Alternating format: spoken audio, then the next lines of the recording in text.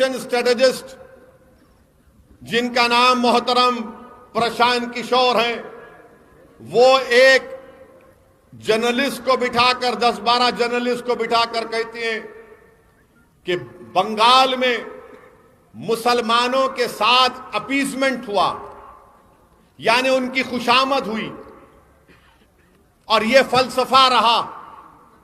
इसीलिए बंगाल के हिंदू ये कह रहे हैं कि अब हमको मौका मिला है, मोदी आया है।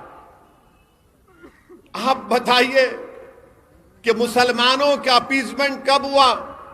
यह तो बीजेपी और संघ परिवार का खुला झूठ है कि वो हमेशा हमारे हिंदू भाइयों से कहते कि देखो मुसलमानों की खुशामद की जा रही है, अपीजमेंट हो रहा है, तुष्टीकरण की राजनीति हो रही है।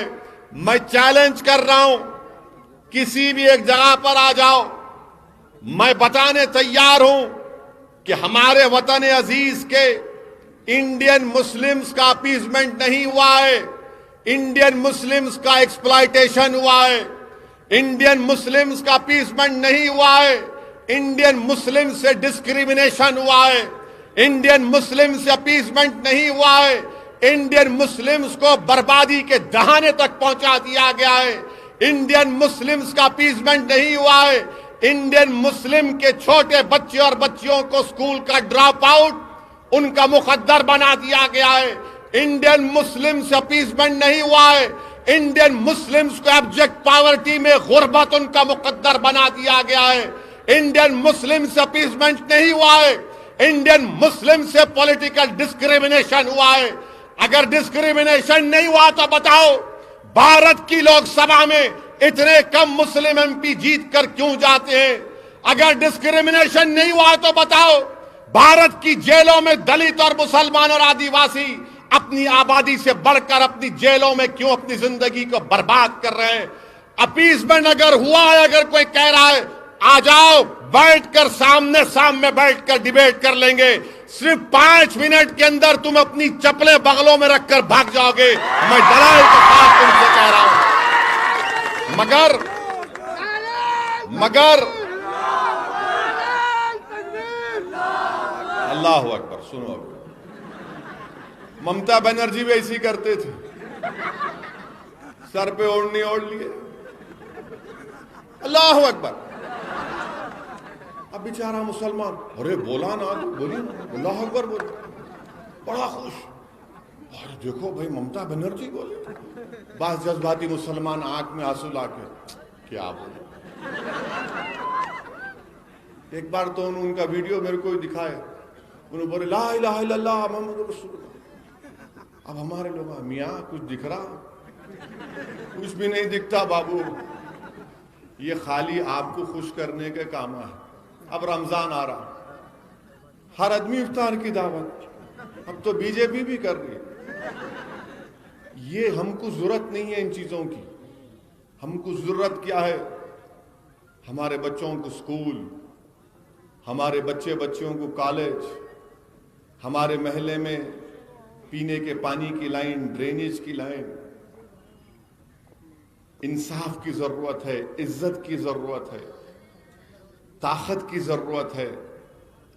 और आज भारत की जो सियासत है, मैं आपको जिम्मेदारी के साथ बता रहा हूं, एक मंसूबाबंद तरीके से, जिसको आप सेकुलर पार्टियां बोलते ना, मैं तो कम्युनल हूं, मेरे को तो डिग्री दे चुके हैं लोग, मेरे को कोई उससे फर्क नहीं पड़ता। आप जितनी गाली देना चाहे दे दो मेरे को, मैं उसके लिए तैयार हूं। क्योंकि जितना आप मुझे बोलेंगे, मुझे यकीन है कि कुदरत उतना ज्यादा मेरा साथ देगी। मुझे तुम्हारे, और नाम है, इन तमाम सियासी पार्टियों के सर्टिफिकेट का मोहताज हूं। मैं कोई मोहताज नहीं हूं, मैं हमेशा अल्लाह का मोहताज था, हूं और रहूंगा इंशाअल्लाह ताला। हम कोई सर्टिफिकेट के मोहताज नहीं है। मगर आपको मैं बता रहा हूं, आज हर इलेक्शन आप देख लो, बंगाल का इलेक्शन हो रहा, वहां पर टीएमसी की हुकूमत ने अपने इलेक्शन मैनिफेस्टो में लफ्ज मुसलमान को लिखना गवारा नहीं किया। आसाम में इलेक्शन हो रहा है, मगर वहां पर डराया जा रहा है कि कोई मुसलमान सीएम ना बन जाए। तमिलनाडु में इलेक्शन हो गया और वहां पर वो अन्नादुराई की सरजमीन, पेरियार की सरजमीन, सूर्यवंशी साहब जानते हैं पेरियार और अन्नादुराई कौन थे। वहां पर डीएमके अपने इलेक्शन मैनिफेस्टो में बोलती है कि हम उन लोगों को 25,000 से 1 लाख रुपया देंगे जो काशी और मथुरा और दीगर मंदिरों को जाएंगे। 1,000 करोड़ रुपये उन मंदिरों को देंगे जिसमें द्रविडियन आर्किटेक्चर है। मेरे अजीज दोस्तों और बुजुर्गों, मुझसे 2 दिन पहले एक मोहतरमा जर्नलिस्ट हैं, सहाफी हैं, उन्होंने मुझसे इंटरव्यू किया और पूछा कि असद साहब आप बहुत बोलते हैं लोगों को। मैंने कहा हाँ बोलता हूं। तो बोले नहीं, क्या कैंसर का मुकाबला करना है या टाइफाइड या टीबी का मुकाबला करना है? मैंने कहा मैडम बुरा मत मानिए, एक बात बोलता हूं मैं आपको। बोले बोलिए। हमारे पास हम बचपने से देख रहे कि टाइफाइड टीबी है, खत्म ही नहीं हुआ, अब तक है ना, बचपने से सुन रहे हैं ना, टाइफाइड टीबी। कैंसर तो अब फैल रहा, वो भी फैल रहा। बोला क्या करेंगे अब? नहीं, कैंसर का करना है, टाइफाइड टीबी का करना इलाज। बोला मोहतरमा, जब मरीज जिस्मानी तौर पर बीमार पड़ता है तो डॉक्टर उसका इलाज करता है, और कैंसर से भी मर जाते, टाइफाइड टीबी से भी मर जाते। सियासत में हम आपको क्या बोल रहे हैं, अगर कोई कैंसर है तो लात मारो उसको, टाइफाइड टीबी है तो देख के थूक के बोलना तेरे को वोट नहीं दे रहा, मंजलिस को वोट दे रहा। ये सियासत में है, जिस्मानी है, डॉक्टर से पूछो आप। नहीं कैंसर है, अरे मिला आपको ये टाइफाइड टीबी इतने साल से है तो कौन लेके आए उसको? सियासी तौर से अगर आप देख, कौन लेके आए उसको? और हम लोग बोलते नहीं, फिरका परस्ती बढ़ गई। फिरका परस्ती हमेशा थी और हमेशा रहेगी। फिरका परस्ती हमेशा थी और हमेशा रहेगी। अगर फिरका परस्ती नहीं थी तो बाबा साहब अम्बेडकर कैसा पार्लियामेंट का इलेक्शन हार गए? कैसा हार गए बाबा साहब अम्बेडकर? वो आदमी जिसने भारत का कॉन्स्टिट्यूशन आइन बनाया, उसको हरा दिया इन लोगों ने, ये जालिम लोगों ने। अब आज आकर आपको बोलते, हमारे को बोलते नहीं नहीं उन्हों आ रहे ना, उन्हों आ जाएंगे। अरे उन्हों आओ, तुम दोनों एक ही हो। तुम दोनों मिलके क्या किया हमारे लिए बताओ। आप बताइए कि जब मैं आज वो ऑडियो सुना जिसमें ममता बनर्जी के इलेक्शन स्ट्रेटेजिस्ट कह रहे हैं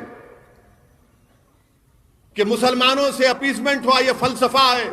अरे हमारी बर्बादी के फसाने बन गए भारत में, मेरी बर्बादी के फसाने बन गए, और आप आकर मुझसे कहते हैं नहीं अपीसमेंट हुआ। मैं आपसे कह रहा हूं कि अपीसमेंट इसको कहते हैं कि रमजान आया, इफ्तार की दावत, एक मुशायरा कर दिए, कव्वाली कर दिए, हो गया। नहीं, इसकी हमको जरूरत नहीं है।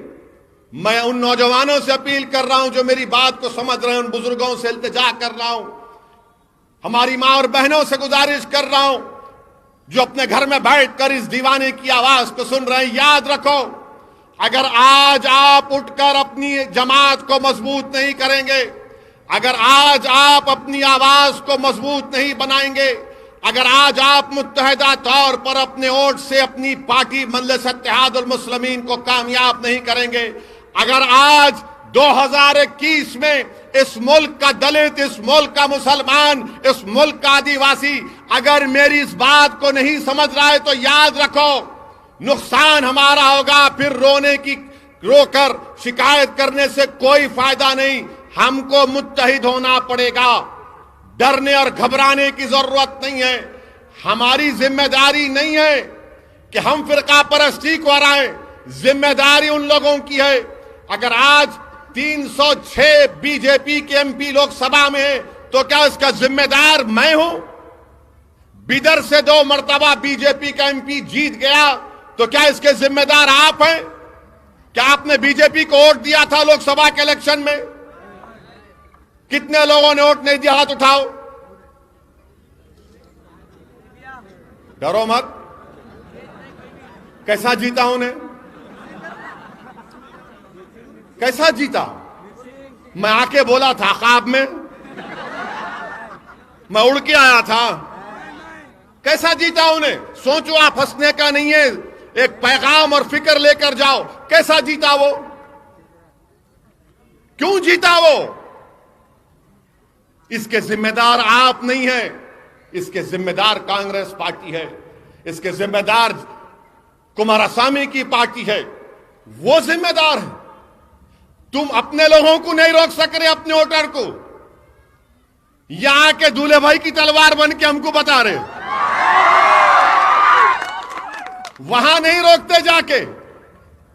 वहां भाग गया उन्हें मोदी के गोद में बैठ के चाय पी रहा। तो हमारे पास आकर बोलते हैं नहीं नहीं देखो उन्होंने आ गए ना, अब हमारे से मिलकर हो।